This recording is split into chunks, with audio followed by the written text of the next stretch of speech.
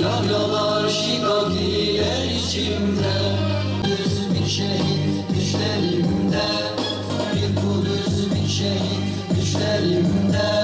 Zalim İsrail, zalim Siyonistler Nusayrat kampında tekrar büyük bir vahşete İzâ zulziletil ardu zilzâleha ve ahracetil ardu efkâleha.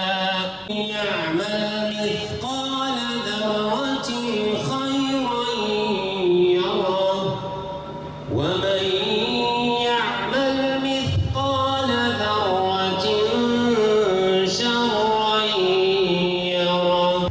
bugün burada yüreği sızlayan küfre ve zulme karşı ben buradayım diyen yüreğiyle, ruhuyla Gazze'ye yönelen kardeşlerim, gidin bakın üzerlerinde hala meleklerin kokusunu taşıyor.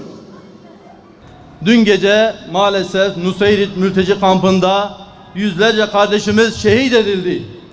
Vahşetin 274. gününde en az 274 şehidin verildiği dün gece tarihe kanlı bir sayfa olarak geçecek ve katliamlar listesinde yerini alacaktır.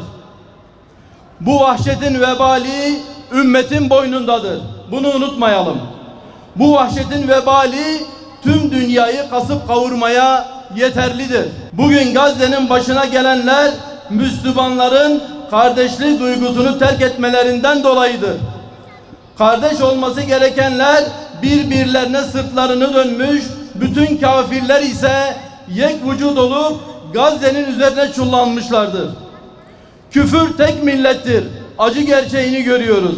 Ama bunca zulüm karşısında ümmetin birlik olamayışının izahını maalesef yapamıyoruz. Biz bugün Gazze'yi kendi elleriyle kuyuya atan Yakup Aleyhisselam'ın çocukları gibiyiz. Biliyoruz ki Gazze'de olanlar dağınıklığımızdandır. Sen dağınıklığımızı gider, bizleri bir eyle Allah'ım. Ya Rabbi, şikayetimiz senden değil, sanadır. Kendimizi sana şikayet ediyoruz. Binlerce kardeşimiz vahşice katledilirken İslam devletlerinin liderlerinin korkakça tavırlarını, koca devletlerin liderlerinin kınamadan bir an önce ateşkesin sağlanması çağrısını yapmaktan öteye gidememelerini sana şikayet ediyoruz. Hala bu alçaklarla ticaretini devam ettirenleri, onlara petrol satan şirketlerin sahiplerini, onları koruyup gözeten yönetimleri sana şikayet ediyoruz. Bütün bu zulümlere rağmen küçücük bir gayret dahi esirgemeyen, bu Yahudilerin mallarını basit bahanelerle almaya devam ederek bu zulme ortak olan herkesi sana şikayet ediyoruz. Gözü dönmüş bu azgın topluluk bütün iğrençliğiyle her gün yeni bir katliama imza atmakta, kendisine yapılan hiçbir uyarıyı ciddiye almamakta ve kendi gücünün üstünde hiçbir güç tanımamaktadır. Ne Birleşmiş Milletler, ne İslam İşbirliği Teşkilatı, ne G7, ne D8, hiçbir oluşum, hiçbir ittifak yeterince samimi olmamakta ve İsrail'e bir adım dahi geri attıramamaktadır. Tüm dünyaya sesleniyoruz.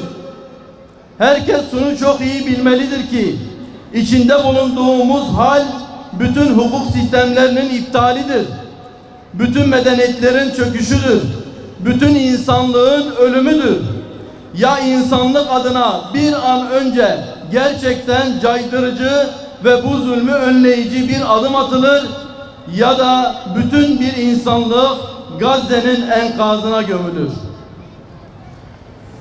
Çünkü derdi gerçekten kadın hakları olanlar için öldürülen, sürülen, sakat bırakılan binlerce Gazze'li kadın ayaklanmak için yeterli bir sebeptir. Derdi çocuk hakları olanlar, insan hakları, hayvan hakları olanlar için Gazze'nin katledilen çocukları, insanları, hayvanları ayaklanmak için yeterli bir sebeptir. O halde herkes samimiyetini göstermeli ve İsrail karşısında net tavrını ortaya koymalıdır. Samimi olmayanları da Yüce Rabbimiz iki yüzlülükleriyle boğsun. Her iki cihanda rezil rüsvay etsin. Batman'dan, Gülistan Caddesi'nden hep birlikte ellerimizi açıp yalvarıyoruz. Ey Rabbimiz!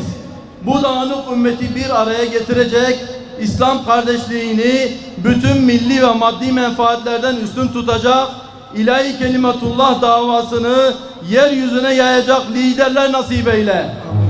Bizi bize bırakma. Kardeşlerimizi insafsız düşmanın eline bırakma.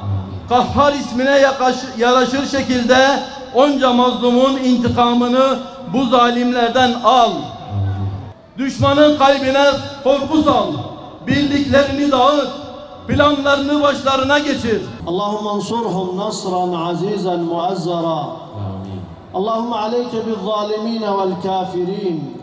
Allahümme ehlikhum kema ehlekte Aden ve Semud. Allahümme اقتلهم şerre fitletin ve hzimhum şerre hazime. Ve ma teşâ